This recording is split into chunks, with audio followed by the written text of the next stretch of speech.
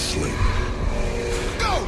Created for war and fueled by the blood of their enemy. But this isn't just a nightmare.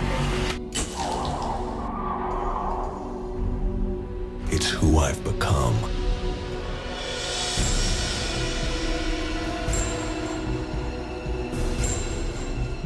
Quake 4 takes an unusual path for an id property, and particularly for Quake.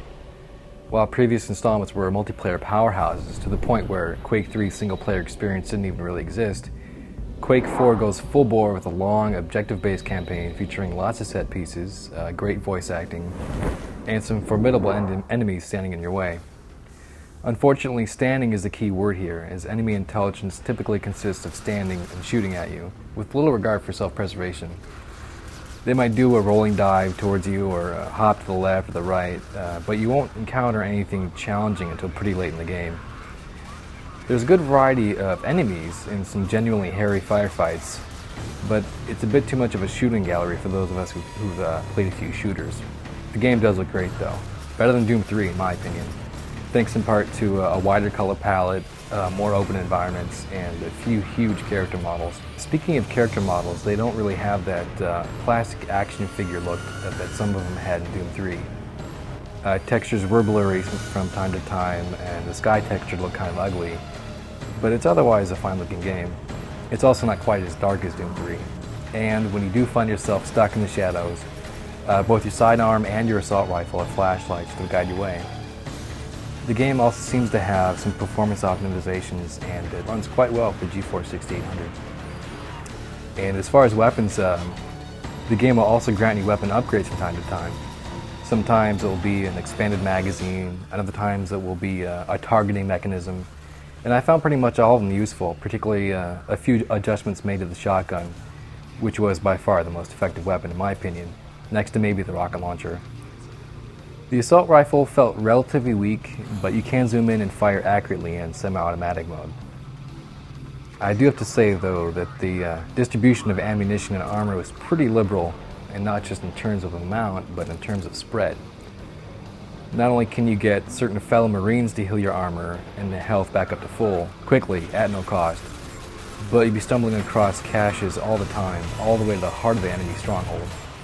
Some of the weapons do belong to the enemy, like the railgun, nail gun, and dark matter gun, but it still didn't make a lot of sense to leave such an enormous arsenal lying around. I can understand wanting to let the player have fun and blow crap up, but it got to the point where I hardly had to lift my finger off the trigger. So if you decide to get the game, I would recommend playing on the Lieutenant difficulty level, unless you haven't actually played many PC shooters. That should balance that out a little bit. Multiplayer, amazingly, is limited officially to 16 players, although I did notice some servers that had more than that. And that's not necessarily a bad thing, as a good map can easily overcome size limitations. I played 2-on-2 and even 1-on-1 maps that were a bunch of fun. And those of you who played Quake 2 will recognize some of the maps. Quake 3 fans would probably recognize all of them, which is both good and bad. Overall, multiplayer hews very, very closely to what we experienced with the last Quake game. The purists will probably dig that. Myself, I couldn't quite ever shake the feeling that I was playing a Quake 3 map pack that I might have frankly downloaded for free somewhere. Which is not to say that the maps are amateurish. Zero gravity featuring floating platforms and jump pads in the middle of space is pretty fun. But the bulk of it felt a little too much like deja vu with a boxy map set in an indoor space. I think it would have been great to take advantage of the apparent tweaks Raven made to the engine and make a few outdoor maps, but it was sadly not to be. I still think that a vehicle-based map or mode would have been pretty neat, as I thought the vehicles were easy to use and satisfyingly powerful. In the long run, Quake 4 just isn't quite what we've come to expect from the franchise. It aims high with top-notch production values, but it misses the mark with fairly easy-to-kill enemies. While its single player is still tons better than what we've had in previous games in this series, it's still easily overshadowed by Call of Duty, Fear, Halo, Max Payne, and others.